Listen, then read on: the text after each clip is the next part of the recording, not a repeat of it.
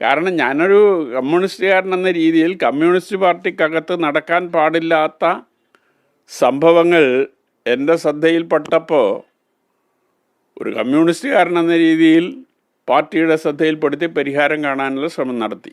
Sir, ഒരു കാലത്ത് സ്വാതന്ത്ര്യ സമരവുമായും അതോടൊപ്പം തന്നെ കമ്മ്യൂണിസ്റ്റ് പാർട്ടിയുടെ ആദ്യകാലങ്ങളിലെ കർഷക സമരങ്ങളുമായിട്ടും കർഷക തൊഴിലാളി സമരങ്ങളുമായി ബന്ധപ്പെട്ട് നിന്നിരുന്ന ഒരു പ്രധാനപ്പെട്ട സ്ഥലമാണ്. ഒരുപക്ഷെ കേരളത്തിലെ ഏറ്റവും പ്രധാനപ്പെട്ട സ്ഥലങ്ങളിലൊന്നും തന്നെയായിരുന്നു പയ്യന്നൂർ. ഇവിടുത്തെ ഗാന്ധി മൈതാനം മഹാത്മാഗാന്ധി വരെ ഒന്ന് പ്രസംഗിച്ചിട്ടുണ്ടെന്നാണ് പറയുന്നത്. ആ പയ്യന്നൂർ ഇന്ന് ഒരു പേടി സ്വപ്നമായി, അവിടുത്തെ സമാധാന അന്തരീക്ഷത്തിലെ സാധാരണ ജനങ്ങൾക്ക് പേടി സ്വപ്നമായി മാറുകയാണോ?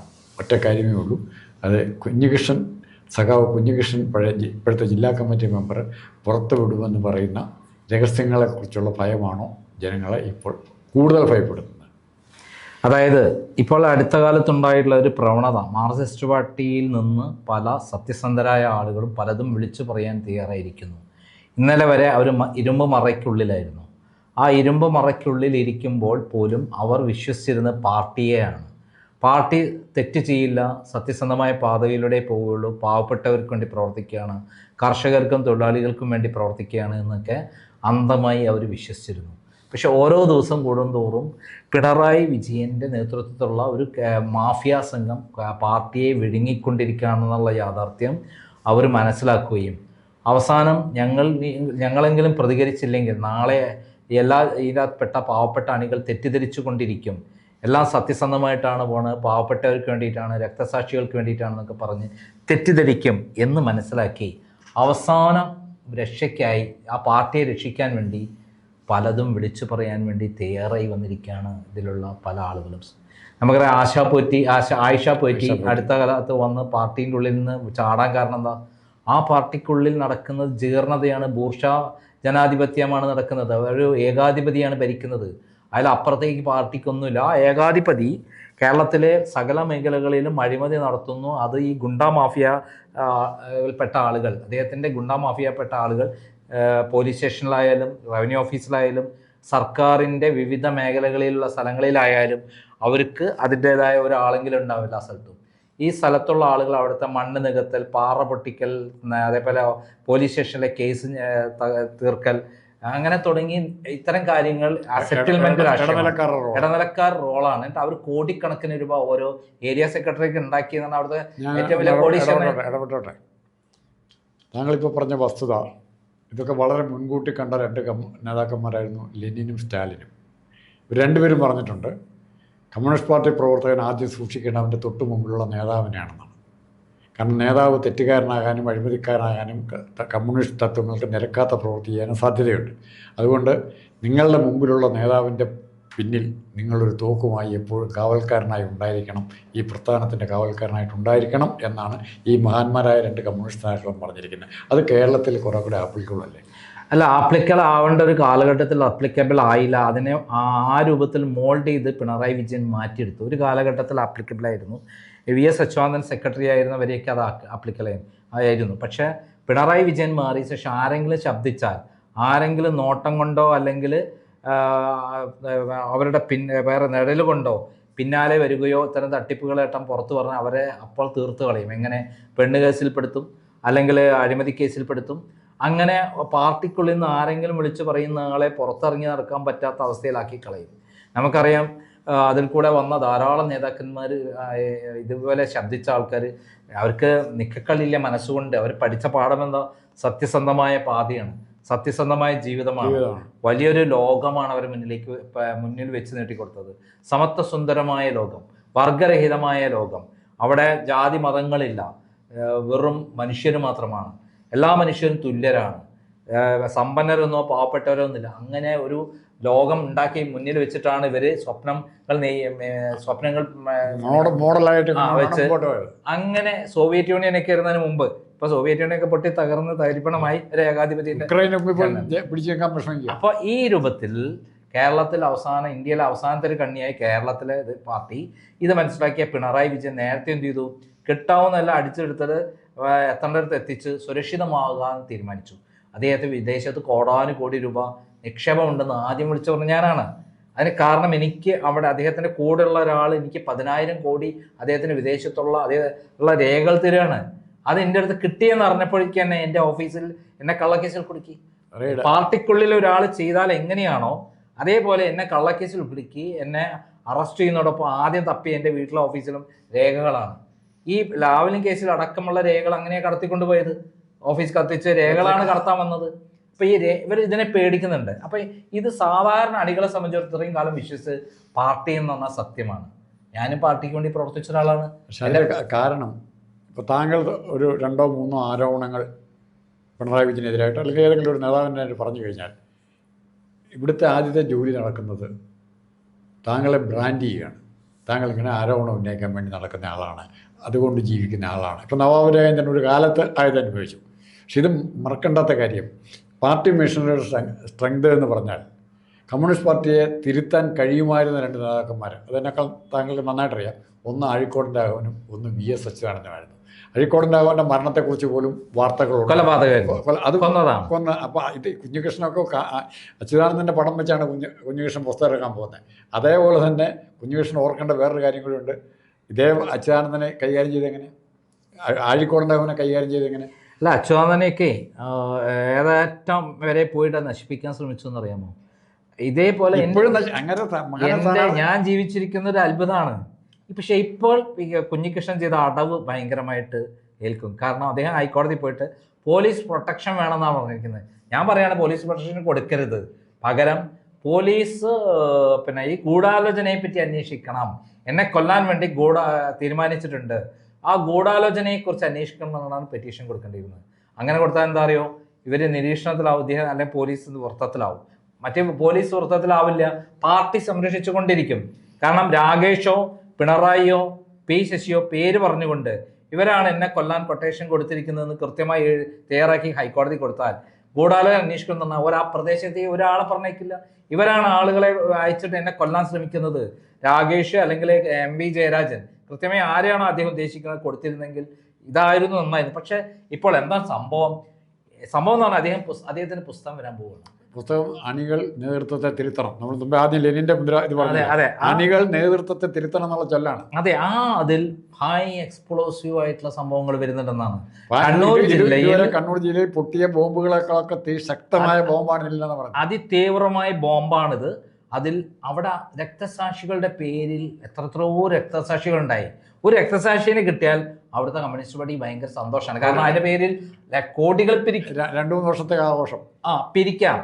പിന്നെ ആ പേരും വെച്ചിട്ട് ഈ ഗൾഫിലൊക്കെ പറയുന്ന ചോരപ്പണം, ആ പേരും വെച്ചിട്ട് പബ്ലിസിറ്റി. പുഷ്പനെ അറിയാമോ? വളരെ വികാരപരമായ കൂത്തോർമയിൽ 4 പേരെ കൊന്നിട്ട് എന്തിനാണ് ശാസ്ത്രീയ കോളേജ് പ്രശ്നത്തിൽ പിണറായി വിജയൻ മോളെ പഠിപ്പിക്കാൻ കൂടെ വിട്ടത്?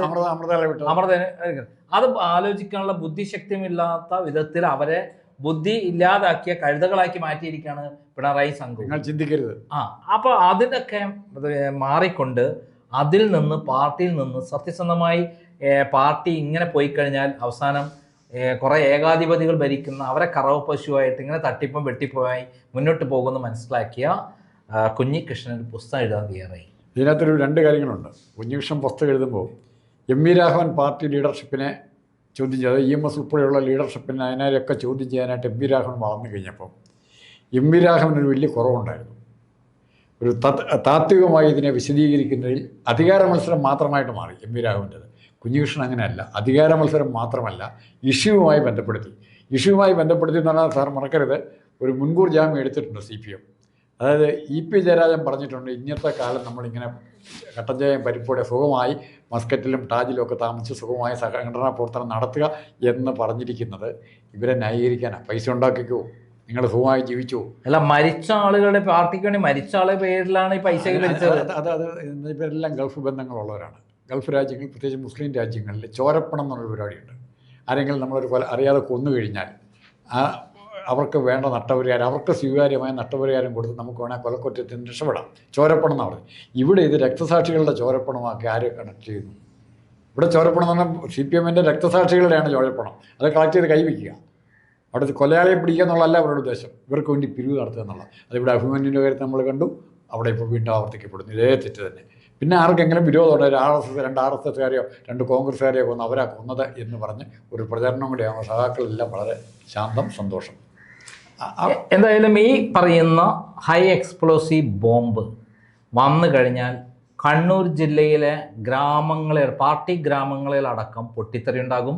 ഇന്നലെ വരെ തങ്ങൾ പിരിച്ചു കഷ്ടപ്പെട്ട് കൊടുത്ത പണമെല്ലാം പിന്നെ നേതാക്കന്മാർ പെട്ടും കടലയും അടിച്ച് സുഖമായി ജീവിക്കുകയായിരുന്നെന്നും, പിരിച്ചു കൊടുത്ത പണമല്ല, ശബരിമലയിലെ കാണിക്കിട്ട പണം അങ്ങനെ തന്നെ കൊള്ളയടിച്ചുകൊണ്ട് പോയി. അല്ല അതടക്കം അല്ല, ഞാൻ ഇപ്പം പാർട്ടിയെ സംബന്ധിച്ച് കണ്ണൂരാണല്ലോ അവർ അടിത്തറ തകർന്ന് തരിപ്പണമാകും എന്നുള്ള കാര്യത്തിൽ സംശയമില്ല. അതിനുള്ള ഒരു ബോംബാണ് ഈ പുസ്തകം എന്നുള്ള കാര്യത്തിൽ സംശയമില്ല. വിശദീകരണം പറയട്ടെ. പുസ്തകം പുറത്തു വരാതിരിക്കുന്നതിന് മുമ്പ് കുഞ്ഞികൃഷ്ണൻ കൊല്ലപ്പെടുമോ ഇല്ലയോ എന്നുള്ളതാണ് നമ്മളുള്ളത്. സമൂഹം കുഞ്ഞികൃഷ്ണൻ അത് വലിയ മൈൻഡ് ചെയ്യുന്നതായിട്ട് തോന്നിയില്ല. എന്നാൽ പോലും ആ രീതിയിലുള്ള ശ്രമം നടത്താൻ കമ്മ്യൂണിസ്റ്റ് ഒന്നും മടിക്കും. കാരണം 2 കാര്യങ്ങളാണ്. പഴയ പോലെ പോലീസ് സപ്പോർട്ട് ചെയ്യണമെന്നില്ല. ഇപ്പം ഇലക്ഷൻ പക്കെ നിൽക്കുകയാണ്. ആ ഇലക്ഷൻ കഴിഞ്ഞ് കഴിഞ്ഞാൽ ഏത് ഗവൺമെൻറ് അവിടെ നിന്ന് പോലീസിന് അറിയത്തില്ല. അല്ലെങ്കിൽ പോലീസ് ഏത് നിറകേട്ടൻ പോലീസുകാർ തന്നെ അറിയാതെ വിളിച്ചു വന്നേനെ. TP ചന്ദ്രശേഖരനെ കൊന്നിട്ട് ഇത്രമാത്രം പുരിവാല് പിടിച്ച സംഭവം ഉണ്ടാകുന്ന ഒരു കരുതിയില്ല. മുമ്പത്തെ മാതിരി ഏതെങ്കിലും പ്രതികളെ ഉണ്ടാക്കി കൊടുത്തിട്ട് കേസിന് രക്ഷപ്പെടാൻ TP ചന്ദ്രശേഖരനെ കൊല്ലാൻ തീരുമാനിച്ചവരൊക്കെ നമ്മൾ ഉദ്ദേശിക്കുന്നതിന് അപ്പുറമുള്ള ആൾക്കാരുണ്ടെന്നാണ് പറയുന്നത്. കേൾക്കാനൊക്കെ ഇതൊക്കെ അല്ല, അത് വളരെ ക്ലിയർ. പിണറായി വിജയൻ അറിയാതെ ഒരു കൊലപാതകം നടത്തില്ലല്ലോ. പിണറായി വിജയൻ മാത്രമല്ല, അതിന് നമ്മൾ CPM പുറത്തുള്ള അധോലോക ബന്ധങ്ങളൊക്കെ അതിനകത്തേക്ക് ഉണ്ട്. പിണറായി വിജയനായിട്ടുള്ള ബന്ധപ്പെട്ടവരെ, ലോട്ടറി മഫിയ, ഇതെല്ലാം ഉണ്ട്. ലോട്ടറിക്ക് ഈ ഒറ്റ നമ്പർ ലോട്ടറിക്കെതിരായിട്ട് ഏറ്റവും ഭംഗിയായിട്ട് സമരം ചേരുന്ന ആൾ ഇങ്ങനെ TP ചന്ദ്രശേഖരനാ. അപ്പോൾ ഈ വിധത്തിൽ എന്തായാലും നമ്മളെ മുന്നിലുള്ളത് ഈ 4-ാം തീയതി പുസ്തകം ഇറങ്ങുമോ ഇല്ലയോ, കുഞ്ഞികൃഷ്ണൻ കൊല്ലപ്പെടുമോ ഇല്ലയോ. ഇത് പ്രസിദ്ധീകരിച്ച് കഴിഞ്ഞാൽ കുഞ്ഞികൃഷ്ണൻ കൊല്ലപ്പെടുന്നില്ല, അദ്ദേഹം സുരക്ഷിതമായി നിന്നുകൊണ്ട് ഇത് പ്രസിദ്ധീകരിച്ചു കഴിഞ്ഞാൽ കണ്ണൂർ ജില്ലയിൽ എന്തെല്ലാം സംഭവങ്ങൾ ഉണ്ടാകും കാത്തിരുന്ന് കാണാം. പയ്യന്നൂര് കോൺഗ്രസ് പ്രകടനം നടത്തിയപ്പോൾ ആ പ്രകടനത്തെ ആക്രമിച്ചു. പിന്നീട് BJP പ്രകടനം നടത്തിയപ്പോൾ ആ പ്രകടനത്തെയും ആക്രമിച്ചു. അപ്പോൾ ആ ഒരു സാഹചര്യത്തിൽ ഈ പുസ്തക പ്രകാശന ചടങ്ങ് അലങ്കോലപ്പെടുത്താൻ ശ്രമിക്കുമോ എന്ന ഒരു സംശയം പലരും പ്രകടിപ്പിച്ചു. അപ്പോൾ ആ പുസ്തക പ്രകാശന ചടങ്ങ് അലങ്കോലപ്പെടാതിരിക്കാനുള്ള ഒരു പോലീസ് പ്രൊട്ടക്ഷൻ ആവശ്യപ്പെടണം എന്ന രീതിയിൽ പലരും പറയുകയുണ്ടായി. അപ്പോൾ ഇതുമായി ബന്ധപ്പെട്ടുകൊണ്ട് SP-ക്കൊരു അപേക്ഷ നൽകിയിരുന്നു. പയ്യന്നൂർ SHO-വിന് അതിൻ്റെ കോപ്പി നൽകിയിരുന്നു. അതുമായി ബന്ധപ്പെട്ടുകൊണ്ട് ഹൈക്കോടതിയിൽ ഒരു പെറ്റീഷൻ മൂവ് ചെയ്തിട്ടുണ്ട്. അത് ഈ പുസ്തക പ്രസാധന ചടങ്ങുമായി ബന്ധപ്പെട്ടുകൊണ്ട് മാത്രമാണ്. മറ്റൊരു കാര്യത്തിനും പോലീസ് പ്രൊട്ടക്ഷൻ ആവശ്യപ്പെട്ടിട്ടില്ല.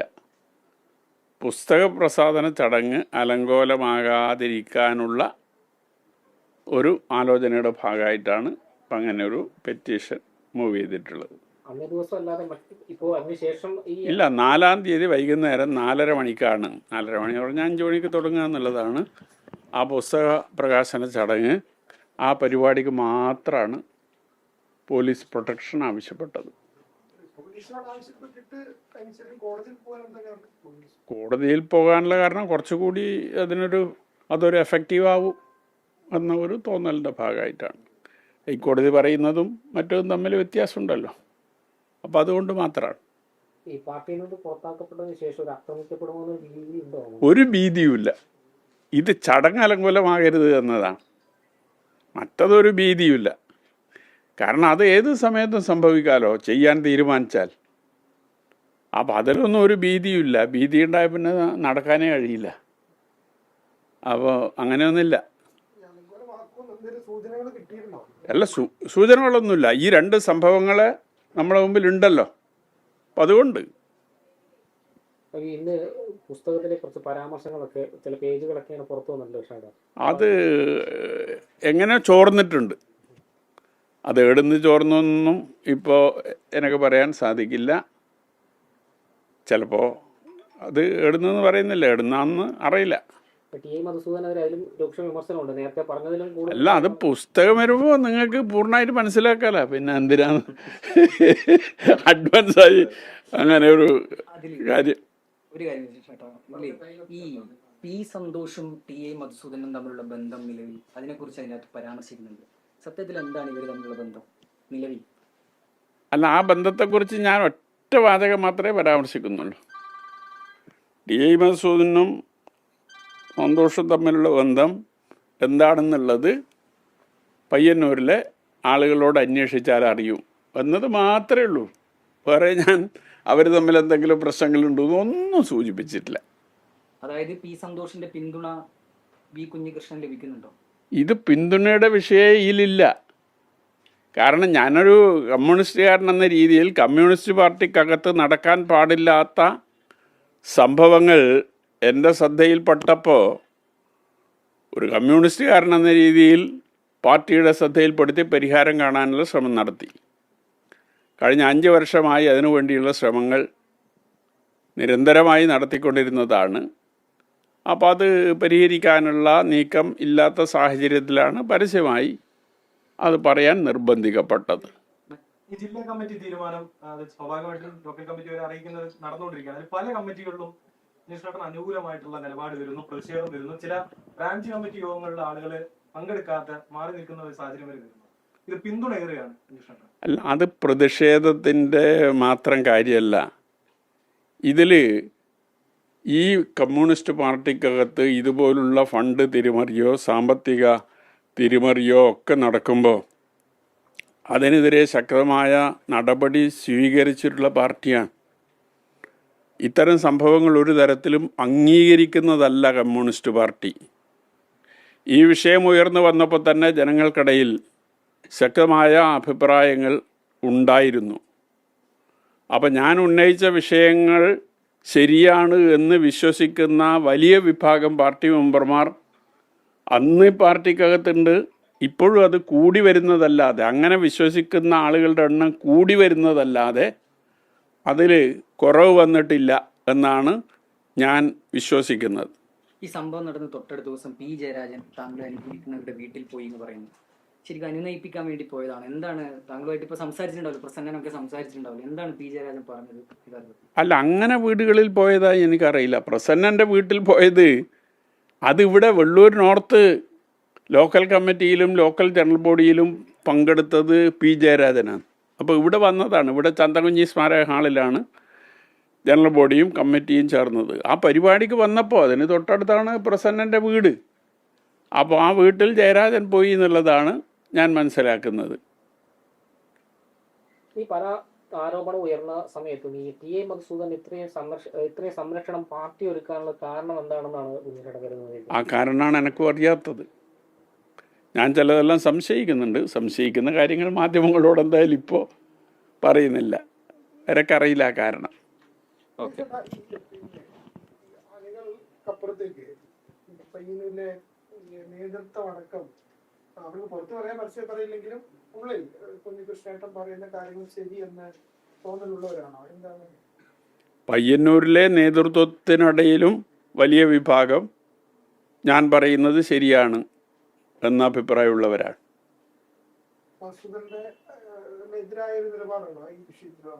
അതിലെതിരും അനുകൂലമൊന്നുമില്ല. മധുസൂദനെ കേന്ദ്രീകരിച്ച് മാത്രമല്ല, ഇപ്പോൾ കെ പി മധു ഇതിൽ പങ്കാളിയാണ്. കെ പി മധുവിൻ്റെ പേര് ഞാൻ ഈ പുസ്തകത്തിലും പറയുന്നുണ്ട്, നേരത്തെ മുതലേ പറഞ്ഞു വന്നിട്ടുണ്ട്. അപ്പോൾ ഏതെങ്കിലും ഒരു വ്യക്തി എന്നുള്ള നിലയിലല്ല.